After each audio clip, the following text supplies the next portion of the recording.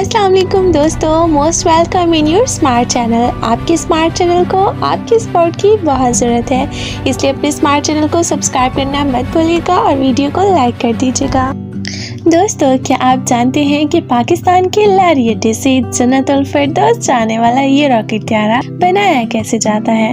और क्या आपको पता है कि मोटरसाइकिल की ये कलरफुल पेट्रोल टंकियां पाकिस्तान में कैसे बनती हैं? इसके अलावा क्या कभी आपने ये सोचा है कि हमारे छतों पर इस्तेमाल होने वाली ये वाटर सेवेज टैंक बनाए कैसे जाते हैं? तो दोस्तों, आज की वीडियो में मैं आपको पाकिस्तान में बनाए जाने वाली चीजों की मैन्युफैक्चरिंग प्रोसेस दिखाने जा रही हूँ। तो शुरू करते हैं। गाइस, आप सब पाकिस्तान के किसी भी इलाके में चले जाएं, आपको पब्लिक ट्रांसपोर्ट में ये फड़फड़ाता हुआ रॉकेट त्यारा जरूर नजर आएगा। ये बस पाकिस्तान के लोकल सिटीज में यूज होती है। वैसे तो आप सब ने कभी न कभी इस बस का सफर जरूर किया होगा, लेकिन क्या आप जानते हैं कि इस यूनिक बस को पाकिस्तान के अंदर हाथों से बनाया जाता है? सबसे पहले तो इस रॉकेट बस का नाम इसुजू बस है। फैसलाबाद से जन्नतुल फिरदौस का सफर करने वाली इस बस को रेडी करने के लिए सबसे पहले मेटल रोड्स को वेट किया जाता है।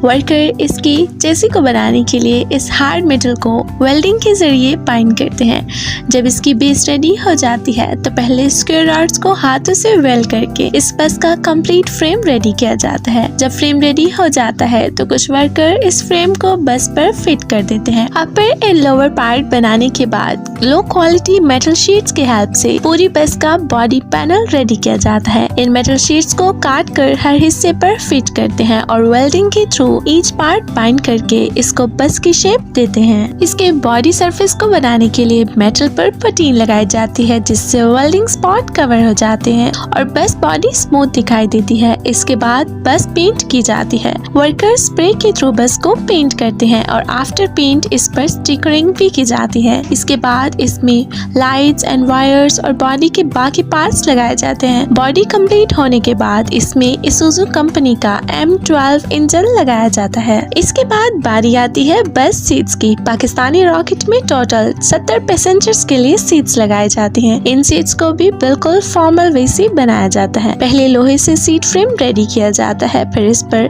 लो क्वालिटी फोम लगाकर सीट कवर फिक्स किया जाता है। बस में सीट्स को लगाने के बाद इसमें बाकी फिनिशिंग की जाती है, जिनमें टायर्स, कमानियां, नेम पैड और सबसे इम्पोर्टेंट इसकी डेकोरेशन होती है। इस रॉकेट को इस तरह से डेकोरेट किया जाता है कि बस कम और दुल्हन ज्यादा लगती है। और मैं आपको बताती चलूं कि इस बस में लगी हुई कलरफुल लाइट्स और इसके हॉर्न्स के लिए बस में 1 दर्जन से भी ज्यादा बटन लगाए जाते हैं। आपको जानकर हैरानगी होगी कि पाकिस्तान में हर साल इस टाइप की 1000 से भी ज्यादा इसुजू बसेस तैयार की जाती हैं, जो लोगों को लारी अड्डों से सीधा फड़फड़ाते हुए जन्नतुल फिरदौस तक पहुंचाती हैं।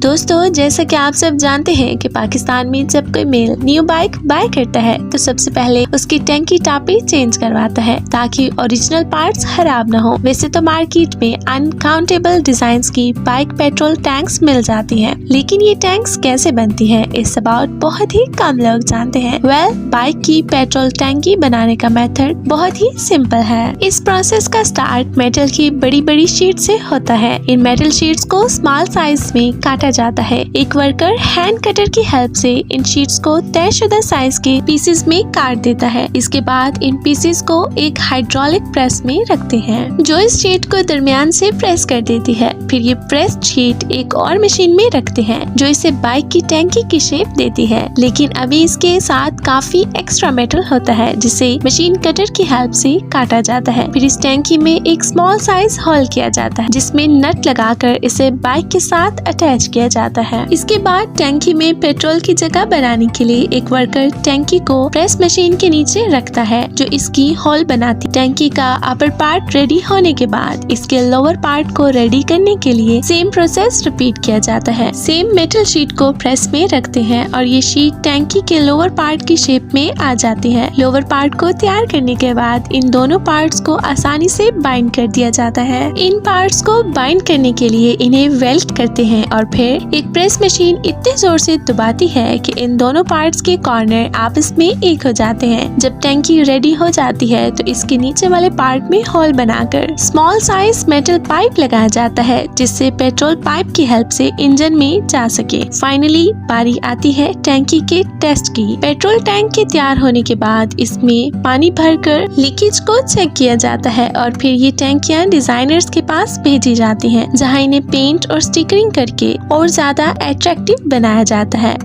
और ये टैंकियाँ आपकी मोटरसाइकिल को मॉडिफाइड करने के लिए तैयार हो जाती हैं। दोस्तों, पाकिस्तान में शायद ही कोई ऐसा घर होगा जिसकी छत पर पानी की प्लास्टिक वाली टैंकी नहीं होगी। इवन इसके बगैर तो गुजारा करना भी मुश्किल है। क्या आपको पता है कि प्लास्टिक के पायदार और ऑलमोस्ट सारी जिंदगी चलने वाली ये टैंकियाँ फैक्ट्री में बनाई कैसे जाती है?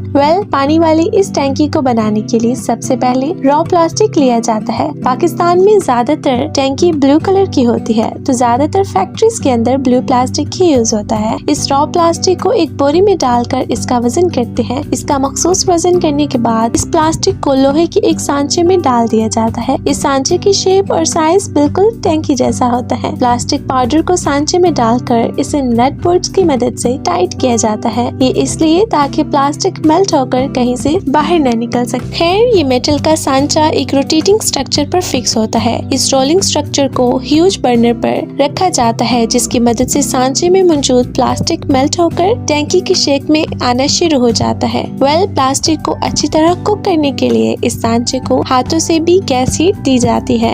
एक वर्कर पाइप पकड़कर इस स्ट्रक्चर को हर तरफ से हीट के जरिए गर्म करता है, ताकि प्लास्टिक अच्छी तरह मेल्ट होकर हर जगह पर फैल जाए। प्लास्टिक मेल्टिंग का ये काम काफी देर तक जारी रहता है और फिर जब ये प्लास्टिक टैंकी की शेप में आ जाता है तो इसे आग से उतारकर पानी की मदद से ठंडा करते हैं। एक वर्कर इस पर पाइप की मदद से पानी डालता है, जिससे ये ठंडा होना स्टार्ट हो जाता है। ठंडा होने के बाद एक वर्कर इन बोर्ड्स को ओपन करता है और प्लास्टिक टैंक को बाहर निकाल लेता है। टैंकी बनने के बाद इसके शार्प एजेस को रगड़कर स्मूथ किया जाता है और वर्कर्स इस पर ढक्कन और बाहर की लूप लगा देते हैं। और लास्ट में एक वर्कर हाथों से ही कंपनी लोगों को प्रिंट करता है और ये टैंकियाँ मार्केट में सेल होने के लिए तैयार हो जाती हैं।